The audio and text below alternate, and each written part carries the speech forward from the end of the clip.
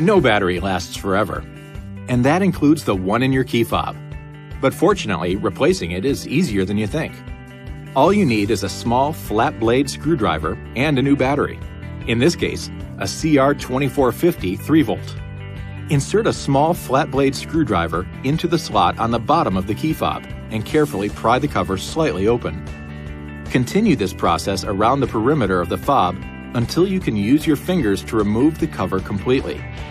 Now, use the screwdriver to pry out the old battery. Insert a new battery with the positive pole facing up.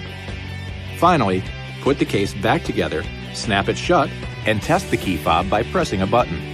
If the LED light blinks, you're good to go. This video is not intended to take the place of your owner's manual. For complete details and other important safety information, please see your owner's information.